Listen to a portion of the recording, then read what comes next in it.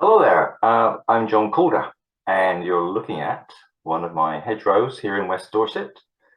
It's a wide hedge, 6 meters wide or thereabouts. I laid that hedge just under 20 years ago, and every year since it's been flailed gently back to this just under 2 meter high condition, and it's thickened out beautifully to make a very dense hedge.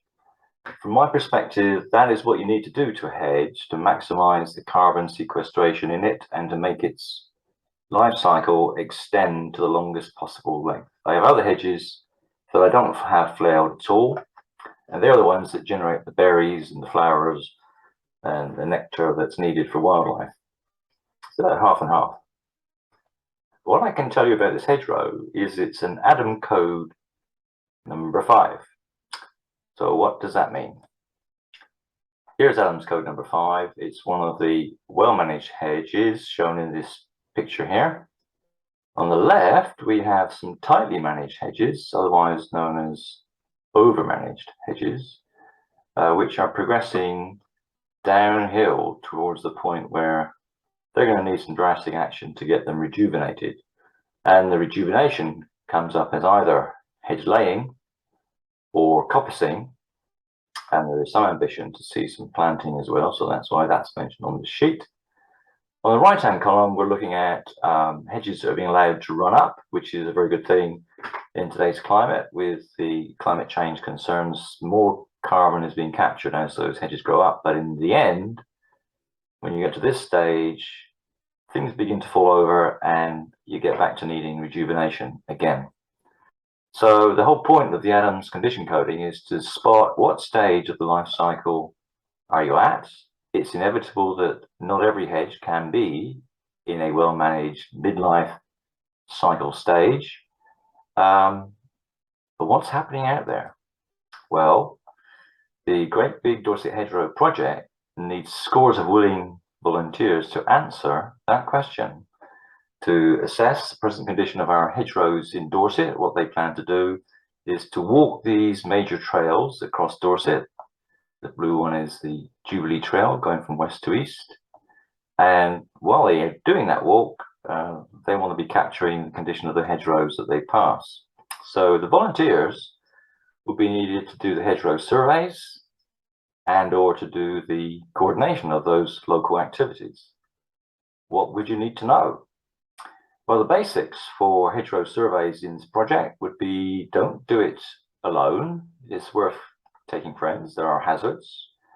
Don't do more than 3 hours at a time. That equates to roughly 3 kilometers of hedge.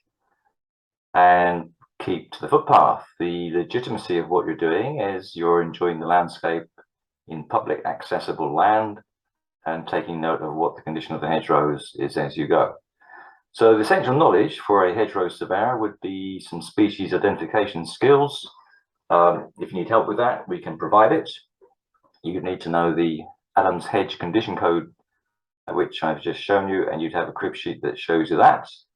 And you need to be able to estimate some dimensions. 2-meter stick to walk with is a quite useful tool. The essential kit for the assignment on the day would be a pre-marked map and a blank survey form, both of which you'd be supplied with from your coordinator, your local coordinator, and the outcome would be hedgerows marked on those maps and a completed survey form which shows what you found out. For the coordinators, the essential knowledge is the ability to network with people. You have to be comfortable with spreadsheets, and you need to find some means of capturing what's on your screen in the way of a map and editing it a bit. And the essential kit would be you need access to the internet. You need to have some time. It's going to take time. A bit of persistence and stamina will come in handy. The outcome is an ever-increasing picture of the status of the hedgerows run across Dorset, initially on the trails, but increasingly beyond those trails. More on that later. So here is the typical assignment map. This one covers half of the parish of Tollerpore Coram, just north of Dorchester.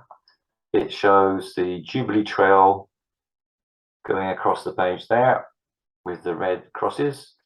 And every 250 meters, the map shows a marker number. That shows this idea of scale.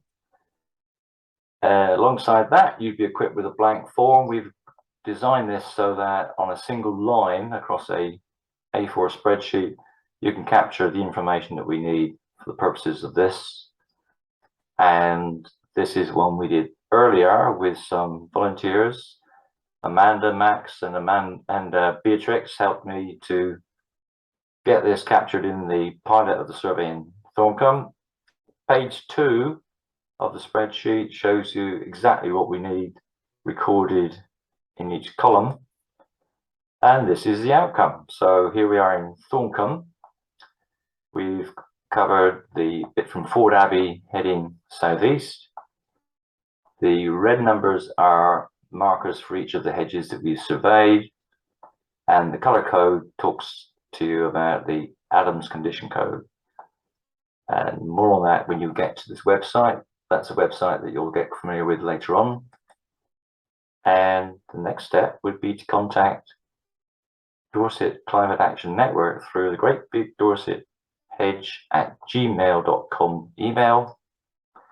Please offer your help. I'm sure you'll be made very welcome. Thank you very much.